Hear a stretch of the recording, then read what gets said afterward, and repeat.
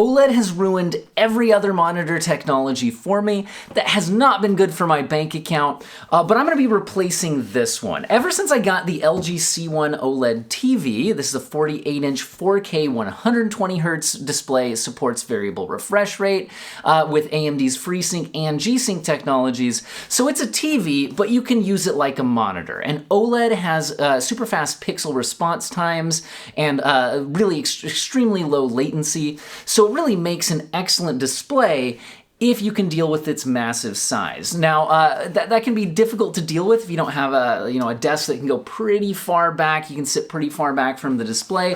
But back when OLED first was coming out as a display technology, it wasn't really making its way into the monitor space, and that is finally changing. But that's why I had to go with an OLED TV to be kind of an early adopter for OLED as a monitor technology. Now, it's also a 4K screen, and I want to be replacing it with 4K screen. So in today's video, we're going to talk a lot about OLED in general, my experience with it, but also what I am going to be replacing this with, because I did finally just place an order on a new 4K OLED screen. Now, another thing I'll mention about if you're getting a 4K display, you really need to think about your graphics card. You're probably going to need to upgrade because not everybody should buy a 4K screen. And if you're going to upgrade your graphics card, you should absolutely take a look at today's sponsor, Jawa.gg.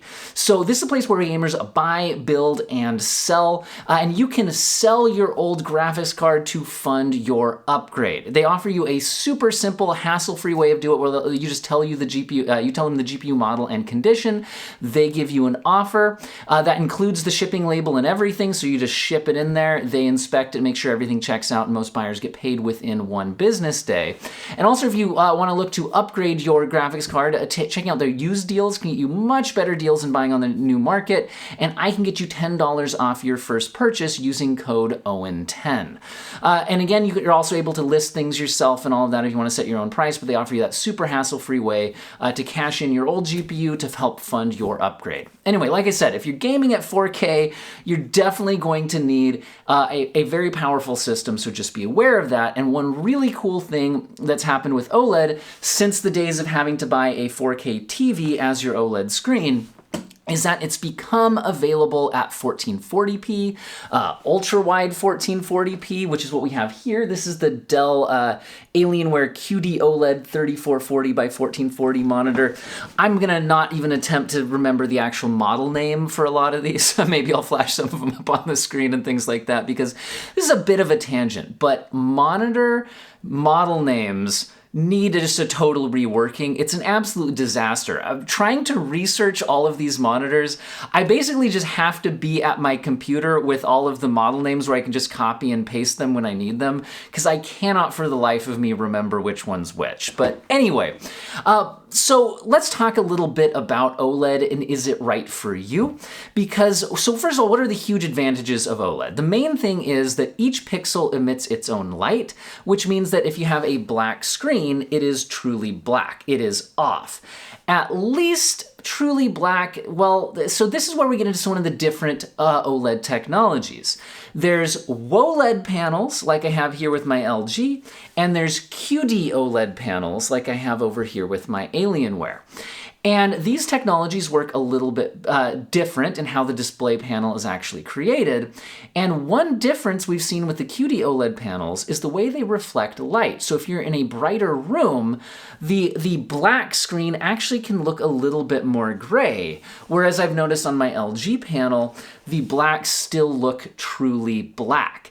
And you can see this reviewed on a whole bunch of channels, side by side and everything like that. I'm not set up super well for that type of filming. But the point is, one of the main draws to an OLED screen is those perfect blacks. So it is a bit frustrating that the QD OLEDs can compromise that a little bit. That being said, it still looks absolutely phenomenal, and you don't get that kind of IPS backlight glow or anything like that that you would see on the other ones. So that's one of the big draws, and again, one of the big differences in some of the OLED technology, which we'll come back to later when I talk about which display I'm actually choosing for my upgrade. Another really cool thing about OLED is how fast its response times are. There's very little motion blurring due to how quickly the pixels can change. So those are really cool things about it. However, the big downsides people bring up are potential for burn-in. I haven't had any burn-in issues. So what is burn-in on an OLED? On an OLED, if you've been displaying the same image in the same spot for a long time, we could think of it as like the pixels kind of get tired. So so the ones that were displaying that particular thing are now gonna not quite display things the way the other pixels do, which means that when you take that image away and try to display something else, you might see a little bit of a ghosted retained image left behind. Now, the thing is that most OLED monitors have a pixel refresher that you can run, and that has always solved the issues for me when I've done it. So I have had some temporary image retention on both my LG C1 OLED TV and my Alienware Dell ultrawide over here. Both of them have had temporary image retention, but it has always been solved by running the built-in pixel refresher, and I haven't had any permanent issues. Again, not saying that you wouldn't, but that is one reason why people are a little hesitant to go with OLED technologies. And so I would say that if your primary use case would be office work and things like that, they're not ideal. But if your use case is gaming, movies, things like that, you get a lot of things moving on the screen all the time. It's not that big of a deal, unless maybe you play the same game all the time with the same HUD elements all the time. Maybe that could be a bit more of an issue. But again, it hasn't been an issue for me. I also have a third OLED display that I've had no issues with. Right over there is my TV. I'm kind of down here in like a basement kind of living room setup sort of thing, like we watch movies down here. I've got a surround sound setup over there and a couch, and I've got a Sony OLED TV, which also uses a WOLED panel. And the main reason I didn't just get another LG, because I really like their TVs, is that the remote being in the same room with two LGs was a bit of a disaster. The TVs would control each other. So I had to go with a different brand to solve that problem easily of the remotes wanting to control both TVs at the same time, which was definitely a little bit awkward when I'm trying to edit videos here and kids are trying to watch some cartoons over there or something like that. Anyway, but on all of my OLED displays, the pixel retention has always just been easily wiped out with a pixel refresh, but again, can't speak to everybody's experience. The other issue some people have with OLEDs is they don't get quite as bright as the high-end, backlight. So basically, if you don't have an OLED to give you the individual pixels emitting their own light, so you can turn, the blacks are black, they can turn off, the other ones light up. If you don't have that, then to try to do good HDR, LCD screens will have a backlight, and they'll have a different amount of dimming zones. Some of them are just a few big dimming zones, and some of them are very small. Now, these can get brighter than OLED can if you get one of the high-end displays, but the problem is they're not the size of a pixel, which means that if you're trying to light up like one little bright flash, but the backlight dimming zone is bigger than the little bright flash, then you can get some glow around the other images, other parts of the image in that screen. So again, that's one of the good things about OLED.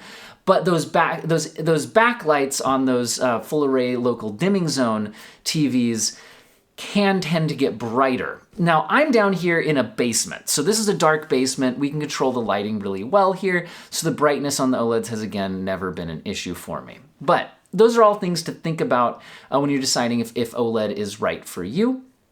Anyway, it's definitely right for me. And like I said, once I've had the OLED screen, like when I first got this one, I had a different ultra-wide here that wasn't OLED, and it was just me running a screensaver background like this where I have kind of little colors go by on the dark screen. By the way, people usually ask me when they see this in videos, this is just built into Windows. This is the Mystify screensaver built into Windows. Anyway, but like this one would look beautiful with the black background, and then it would go, and then this one would be sitting there when it was an IPS, and you would just see glowing around the corners, and the black was gray. When you see them side by side, it's especially apparent. I don't know how to describe this unless, a lot of people have an OLED phone, so maybe you could use that and kind of hold that up against a different display that you have to kind of get an idea for it. If you haven't seen a lot of OLED, once you have experienced the the change, and then you put it side by side up against, not having that, it really is rather jarring, which is, again, one of the reasons why I upgraded to the ultra-wide OLED here as well, although that was also due to I accidentally broke my other ultra-wide. It was painful. Anyway, so I am upgrading this. Now, I've done a ton of research to try to figure out the right one for me to buy, because right now, let's kind of end with, so my quest for the new 4K OLED display. One thing that's nice is a lot of people don't need a 4K screen, and OLED monitors have expanded out to 1440p displays as well, ultra-wide 1440p, so for a lot of people, you should be looking there. I specifically want a 4K screen for two purposes. One is video editing. I like having the 4K screen when I'm editing 4K video, and also for benchmarking when I'm running 4K benchmarks on graphics cards. I do need to have a 4K display to hook that to, right? So I do want 4K. So I've been waiting for actual 4K monitors so I don't have to stick with the 4K OLED TV anymore. And because, again, I really like this. It was great when it was the best thing that was available, but it was always a compromise. 48 inches is a bit big for a desk. And also, it's 120 hertz, which is nice, but believe it or not, even at 4K, if you're willing to use technologies like frame generation, a lot of times you can actually push over 120 hertz. And when you do that, you can actually get screen tearing unless you go into like your control panel and try to like force VSync on. And anyway, the point is that it would be nice to have a higher refresh rate on the screen as well. So the cool thing is that this year has been the breakout for 4K OLED monitors. We're now seeing them in 32-inch sizes, which is now much more reasonable for a desk. 4K 32-inch monitor is much more reasonable for a desk setup. And also, we're seeing the refresh rates kicked all the way up to 240 hertz. So this year, there is a bunch of 4K 240 hertz OLED monitors, and many of them are extremely similar to each other, so it can be a bit hard to differentiate. Out of the highest end versions of them, some of them have a little bit of a step-down version available as well. There is, on the QD-OLED side of things, so remember there's that little difference in the WOLED versus QD-OLED and how the subpixels work and all of that, with their pros and cons. QD-OLED can usually get you a bit of a wider color gamut, so some more colors, but like I said, the panel technology still kind of can be a little bit gray when it's lit up in the room around it versus the really true blacks on the WOLEDs, and that's still the case. Well, LG is offering a WOLED 4K 240 hertz display, whereas all of the other ones I've seen one from Dell, MSI, Asus, and Gigabyte, and all of those are using the QD-OLED panel. And so that's the first differentiator, is do you want the WOLED or do you want the QD-OLED? And then, once we've broken it down from there, there's a couple other differentiators. Honestly, the QD-OLEDs are all very similar, but there's a couple things that stand out. One is pricing. So if you're looking at pricing, MSI, at least in the United States, has set the lowest price. Another thing is, are there any special features? Well, if you want a curved display, Dell is offering the curved display. And if you want, I think the other standout feature is DisplayPort 2.1. And only Gigabyte is offering the DisplayPort 2.1. So those are kind of the differentiating factors between those QD-OLEDs. So you've got DisplayPort 2.1 on the Gigabyte, curved screen on the Dell, and you've got the lowest price on the MSI model. Now, Asus just kind of stands out in that reviews seem to point to it just generally being a really good monitor. It does everything pretty well, and a lot of people are kind of picking it as the best overall. So that's kind of the split between the QD-OLEDs. And then what about that WOLED from LG? LG has a kind of a standout feature compared to all the other ones, which is it has a 480 hertz mode. Now, it can only go into the 480 hertz mode when it's running at 1080p resolution. And you might be like, that's garbage. I don't ever want to play at 1080p resolution. So what is that mode for? That's like esports mode. So a lot of people, like myself, play single player games, and I'm good with, 100 FPS at 4K is pretty awesome. I don't even necessarily need 100 FPS at 4K in a single player game I'm playing on a controller, and it'll absolutely do that. But then if you want to play something more competitive, there are competitive games that you can be running at 400 or 500 FPS, and especially if you're going down to 1080p resolution to get that competitive edge. You get better response times. You can see the enemy movement slightly sooner. You can respond to it slightly sooner. There's a competitive edge there, and only the LG is going to be able to do that. Out of this current crop of monitors. So that's kind of a cool standout feature for people who care about that super high refresh rate option, and dropping down to 1080p just for the sake of playing a competitive game might be acceptable for some people in order to do that. It also makes it easier to hit the 500 hertz the kind of refresh rate that you're targeting there. So which of these features kind of stood out the most for me? Well, at first I thought it was going to be DisplayPort 2.1. Now, why would anybody care about that? Well, for a monitor to display 4K 240 hertz, that actually takes an incredible amount of data bandwidth. However, most screens can actually do it using something called display stream compression. And display stream compression is a type of compression that will reduce the bandwidth required to do that. And display stream compression is generally called visually lossless, meaning it's not mathematically lossless. You are losing some element of the image information as that's done. However, in practice, people cannot usually actually see a difference. Now, I was curious what would be the case on these 4K 240 hertz displays. And finally, I found an awesome review at Monitors Unboxed, where they looked at the Gigabyte Monitors DisplayPort 2.1, and they actually found a graphics card that even supports DisplayPort 2.1, because even AMD's 7000 series graphics cards, which do support DisplayPort 2.1, I don't want to go into off the deep end on this, but there's different speeds available in that, and AMD's 7000 series cards actually don't support the full mode needed for the full 4K 240 without display stream compression, but AMD does offer a Pro series graphics card where you actually can test this technology out. And at Monitors Unboxed, I trust Tim's reviews over there. He says he really could not see a difference between the display stream compression and not having it. Now, there's still reason why you might want to have to not have display stream compression. That's because on NVIDIA GPUs, if you're using things like DLSR to run things at higher than 4K resolution and then scale them back down, it doesn't play nicely with DSC, with display stream compression. So that's something to think about. But another thing Tim pointed out in the Monitors Unboxed video is that the cable length on DisplayPort 2.1 cables right now are extremely short. We're talking like barely over a meter.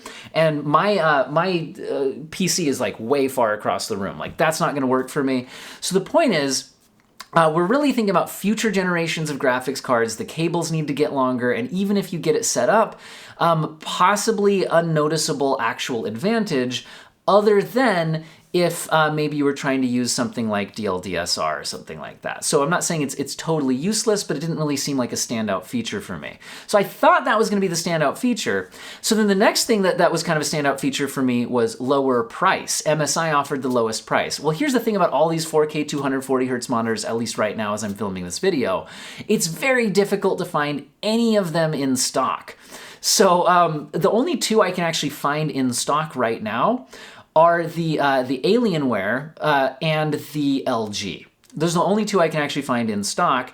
The other ones seem to just be completely sold out, or when they come available, they're sold out before I can get to them. So that kind of narrows down the options. So having a lower price on something is kind of meaningless if I can't actually buy it for that price. And then when it comes to the Dell monitor, it's curved. I don't actually particularly want a curved screen when I'm editing videos, so that's one thing. It also has a white stand, and obviously I could get a monitor arm and replace that or something like that, but white just doesn't really fit my color scheme here. I don't care that much about that, but honestly, I wish I had a black stand and I wish it wasn't curved. I don't think that either of those things are that big of a deal, but those were definitely small negatives on my weighing the scales. So really it came down to the only QD-OLED monitor in stock, was curved and had the white stand. And then we have the LG monitor. And that one has that cool standout feature. It has that 480 hertz mode. And to be honest, guys, I'm just really curious. I have never experienced 480 hertz monitor. And I've also really curious what that looks like on OLED, which already has incredibly fast pixel response times and things like that.